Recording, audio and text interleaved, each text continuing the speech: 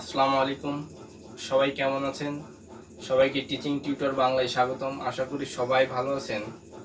তো চলে আসছি আজকে নতুন আরেকটা পর্ব নিয়ে।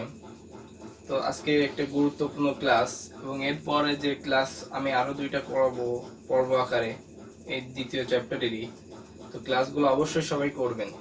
আর আমি সবসময় যে কথাটা বলি, ক্লাসগুলা আপনি যদি মাঝখান থেকে দেখেন অবশ্যই কিছু বুঝতে পারবেন না। সো টেন্সর বিশেষ করে আপনারা প্রথম থেকে ক্লাসগুলো ভালোভাবে দেখে আসবেন, তাহলে এইটার খুঁটিনাটি সব বুঝতে পারবেন। তো আমরা আজকে করব এক্সাম্পল 12, এক্সাম্পল 13। এবং যদি ভিডিওটা বেশি বড় না হয় তাহলে আমি এর সঙ্গে আরেকটা অঙ্ক করিয়ে দিব। তো চলুন শুরু করা যাক।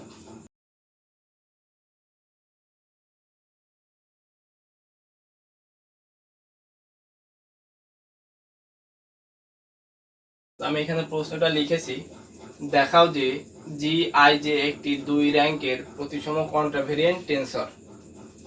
তো এটার সমাধান আমরা করব এখন।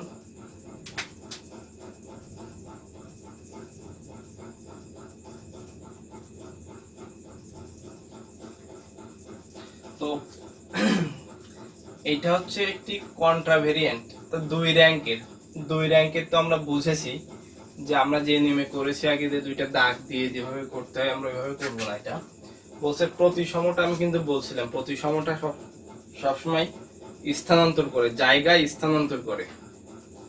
সেটা কিভাবে আমরা দেখি। আমরা জানি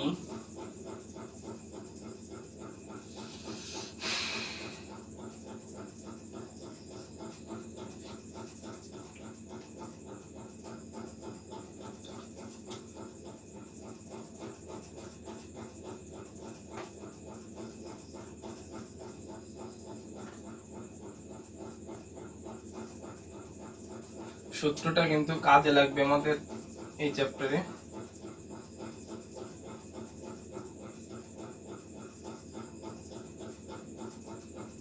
তো এখানে আমি সূত্রটা, এইটা কোনটা হলে এটা কো হবে, তো এটা সহগ গুণক, এবং এইটা সহগ গুণকটা বড় জি কোভ্যালেন্ট আই দেবে জি দ্বারা প্রকাশ করা হয়। তো আমরা এখানে করতে পারি কি, যে এই যে এইটার এটার ভিতরে আমরা কম্পেয়ার করব। লিখতে পারি যেহেতু জি আই জে ও ক্যাপিটাল জি আই জে প্রতিসম, সুতরাং এই জি আই যেটা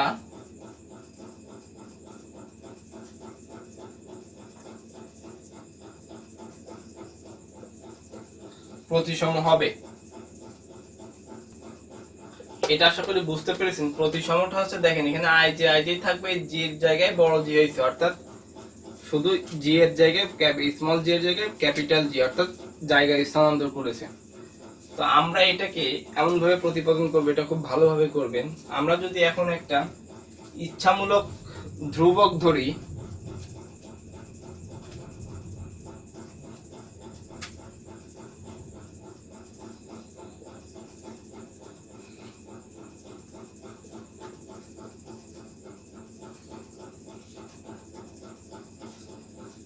তুমি যে শুয়ে থাকবে তার সমস্যা দাও। বিকিউ একটি ইচ্ছামূলক, এটা আছে কন্ট্রাভেরিয়েন্ট।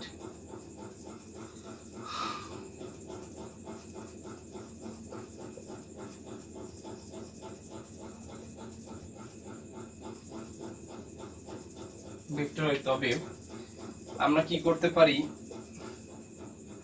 এখানে বি কিউ আছে, আমরা এটার জন্য কিউ আই যে কিউ কে জে নিব। তো জে কিউ বি কিউ, তো এটা বুঝতে পেরেছেন।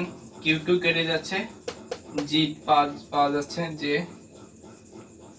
এটা 1 নম্বর দিতে পারি। এখন 1 এর ওয়াই পক্ষে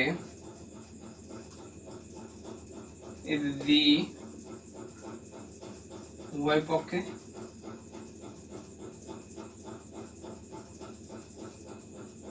গুণ করিয়া, সরি এইটা গুণ করতে হবে।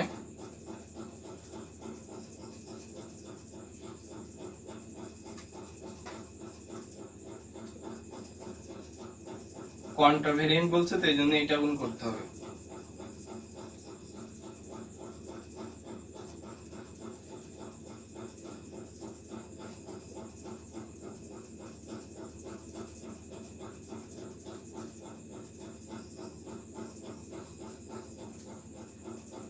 তো এটাকে আমরা কি করতে পারি, ডেল্টা এই যে উঠে যাচ্ছে delta I Q B Q, এটা আমরা করতে পারি। এটা আমি আগেই শিখাইছি আগের ক্লাসে, এই জন্য আর বেশি কিছু বলছি না। যে উঠে যাচ্ছে এবং এইটাকে নিয়ম অনুযায়ী ডেল্টা লেখা যায়। কারণ ডেল্টা কিভাবে লেখা যায় আমি দেখাইছিলাম, যে ডেল্টা এরকম হচ্ছে delta X bar I by delta X bar P এরকম। তো এটাকে ডেল্টা আই যে এভাবে লেখা যায়। আমি একটা সূত্র দেখাইছিলাম, তো সূত্রগুলো দেখবেন ভালো করে। তো এটা আমি কি দিতে পারি,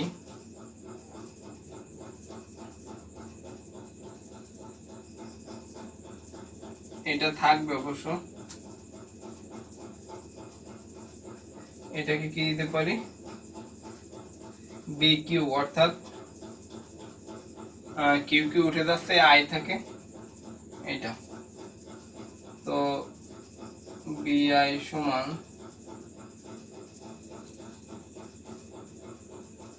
এটা 2 নম্বর। তো এখানে আমরা লিখতে পারি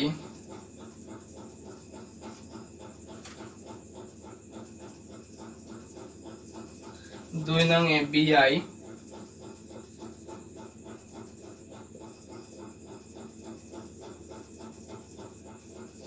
একটি ইচ্ছামূলক কন্ট্রাভেরিয়েন্ট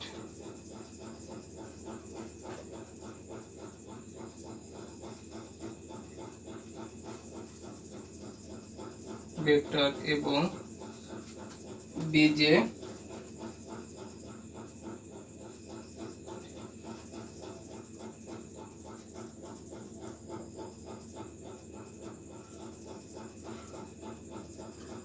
ভেক্টর। সুতরাং ভাগফল বিধির সাহায্যে VIJ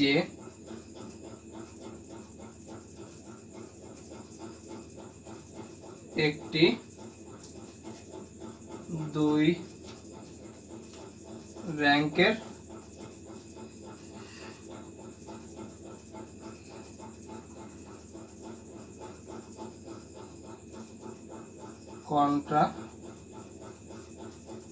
কন্ট্রাভেরিয়েন্ট টেন্সর। এখানে আপনারা আরেকটা লাইন লিখতেও পারেন, নাও লিখতে পারেন। যদি এখানে আপনারা একবারে প্রতিসম দিয়ে দেন তাও হবে, সেটাও সমস্যা নেই। তো এইটাই হচ্ছে দেখাইতে বলছে, তো এটা হচ্ছে শুট। তো আমি এখানে আর বেশি কিছু বলছি না আজকে। আশা করি অঙ্কটা বুঝতে কোনো সমস্যা নেই। তো আমরা পরের অঙ্কে চলে যেতে পারি।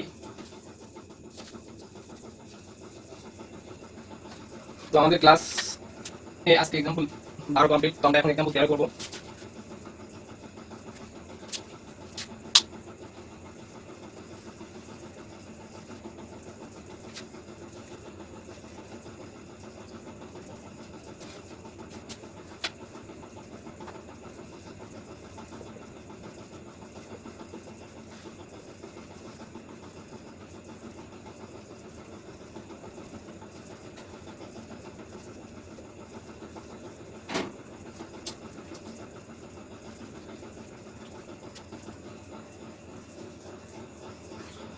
তো আমাদের এখানে एग्जांपल 13 নাম্বার হচ্ছে বেলনাকার স্থানাঙ্ক পদ্ধতিতে ইউক্লিডীয় জগতের ম্যাট্রিক নির্ণয় করো। তো এখানে আপনারা বইয়ে দেখবেন যে দুইটা নিয়ম আছে, আমরা বিকল্পটা করব। তো আমরা বেলনাকার স্থানাঙ্কের জন্য আমরা একটা সূত্র পড়েছিলাম, সেটা হচ্ছে এরকম।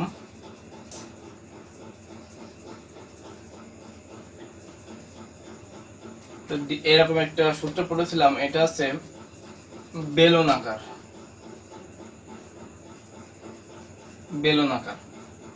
তো যখন এখানে ছিল আছে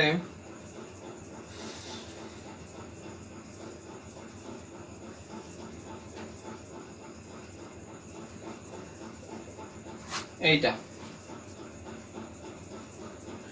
রো রো ফাই জেড, এটা কিন্তু পি না, রো। তো এই বেলনাকার এখন কার্তেশীয় স্থানাঙ্কে আমরা এখন ইউক্লিডীয় জগতের ম্যাট্রিক নির্ণয় করার জন্য কার্তেশীয় স্থানাঙ্কটাও অ্যাপ্লাই করব। সেটা হচ্ছে কার্তেশীয় কেন? কারণ কার্তেশীয়টা আমাদের প্রয়োজন, এটা হচ্ছে মৌলিক এক্স ওয়াই জেড। তো আমরা এখানে লিখতে পারি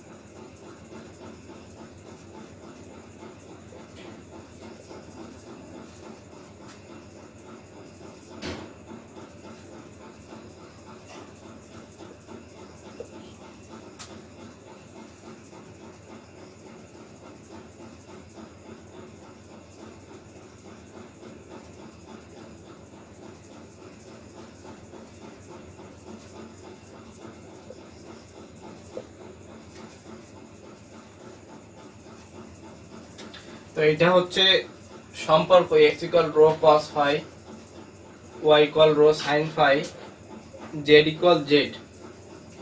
তো এখন আমরা কি করব, এখানে দেখেন আমরা কিন্তু জানি যে এইটা এরকম একটা সমীকরণ জানি না, মৌলিক সমীকরণ dx স্কয়ার সমান dx square dy square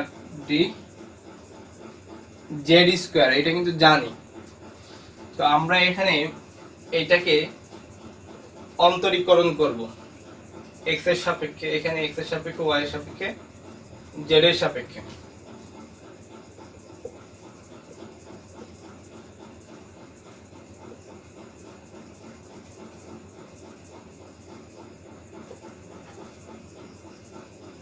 matric আমরা ওইটা লিখে নিই,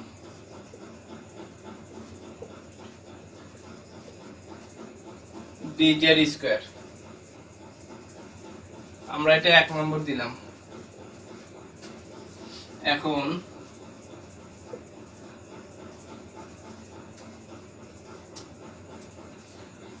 দেখেন এটাকে আমরা অন্তরীকরণ করলে dx হয়। তো যখন আমরা এইটাকে সাপেক্ষে করব তখন এইটা কি করব, প্রথমে রেখে দিব। তখন এইটা কি করলে d রো, এবং যখন এইটাকে করব, এইটার সাপেক্ষে করব, তখন এইটা রেখে দিব, প্লাস মাইনাস পরে দিই। ভালো করে বুঝবেন, যখন আমরা এইটার সাপেক্ষে করব তখন এইটা কোনো কাজ নাই, এটা আমরা আগে রেখে দিলাম, এবং এটাকে করলে ডি রো হয়। এবার যখন এই cos ফাই এর সাপেক্ষে করব তখন রোটা রেখে দিব, cos ফাই কে করলে হয় মাইনাস sin ফাই, তাহলে প্লাস এ মাইনাসে মাইনাস sin ফাই, এবং এখানে হবে ডি ফাই। আপনারা অন্তরীকরণ first year, second year, third ইয়ারে করে আসছেন, এজন্য আমি আর বেশি কিছু বলতেছি না, ভিডিওটা লম্বা হয়ে যাবে। তো ডি ওয়াই করলে কি হবে, একইভাবে এইটার সাপেক্ষে করলে এটা রেখে দিব, তাহলে হবে ডি রো, এখানে প্লাস হবে যেহেতু সাইন ডে করলে cos থিটা হয়। তো এবার এখানে রো থেকে যাবে cos এটা, এবং এটাকে করলে ডিজেড সমান সমান এটা আছে ডিজেড। তো এইটা 1 নং হতে পাই, 1 নং এ আমরা এখন মান বসাবো। dx স্কয়ারের মান কত এখানে, এই যে এইটা,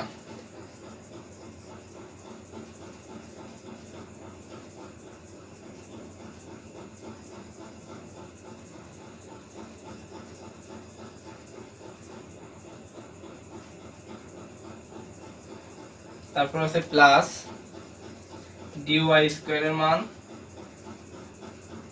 dy এর মান হচ্ছে এটা,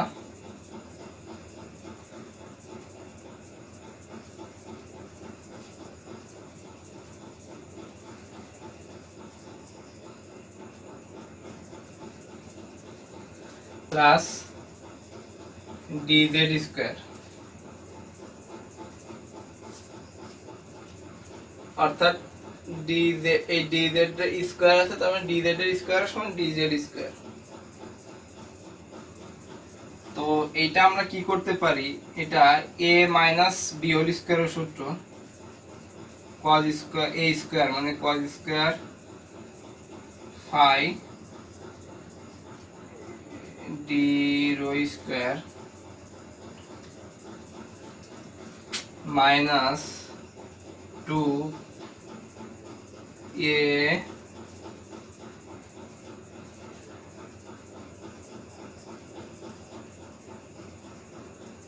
b,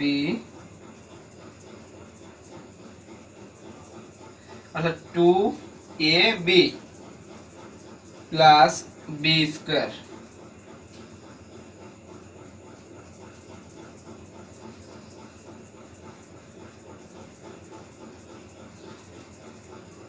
প্লাস একই রকম a plus b whole square সূত্র a স্কয়ার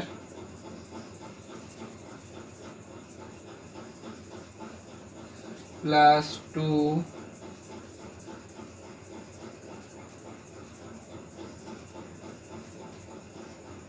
রোটা সিঙ্গেল তাই রেখে দিচ্ছি এখানে a b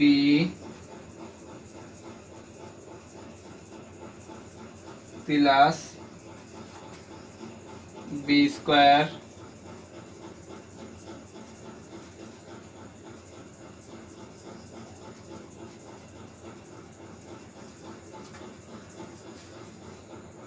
plus dz square. তো এখানে কি করতে পারি আমরা, এখানে দেখেন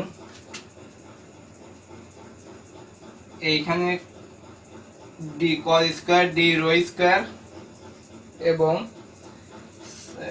sin square d rho square, অর্থাৎ d rho স্কয়ার কমন আছে, তো আমরা কি করতে পারি, cos square phi plus sin square phi, আর এই যে d rho স্কয়ারটাকে আমরা এখানে রেখে দিলাম, তাহলে আমাদের এইটা চলে যাচ্ছে।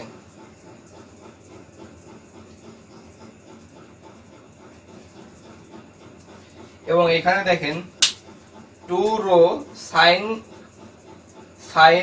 phi cos phi, 2 rho sin phi cos phi d rho d phi d rho d phi, এবং এখানে মাইনাস এখানে প্লাস, তার মানে আমরা কি করতে পারি, এটা কেটে দিতে পারি, তাহলে বাকি থাকে এইটা আর এইটা। তাই এখানে কি রো স্কয়ার কমন যাচ্ছে, d phi স্কয়ার কমন যাচ্ছে, তাহলে cos square phi plus sin square phi, তাই এটা করতে পারি আমরা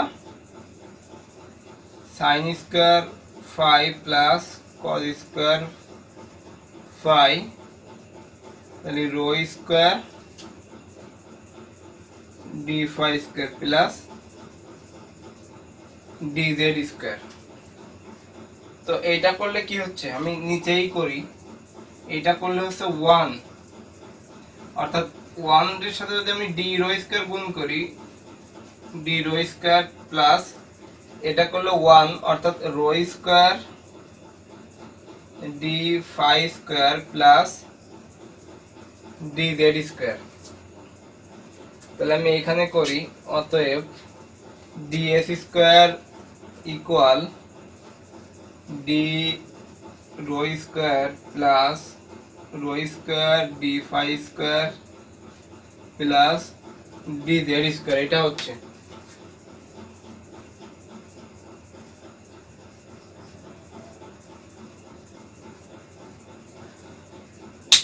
তো এইটার মধ্যে বলছে বেলনাকার স্থানাঙ্ক পদ্ধতিতে ইউক্লিডীয় জগতের ম্যাট্রিক নির্ণয় করো।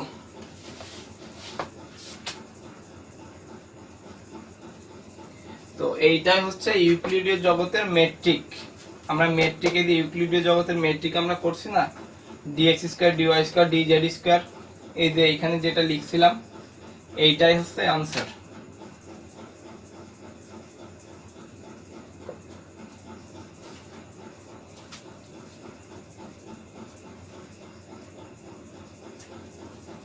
তো আশা করি কোনো বুঝতে সমস্যা হয়নি।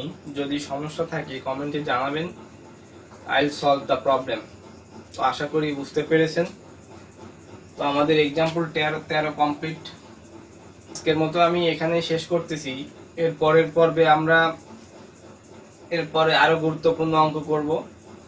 তো সাথেই থাকবেন এবং পরের ক্লাসটা অবশ্যই করবেন। আসসালামু আলাইকুম।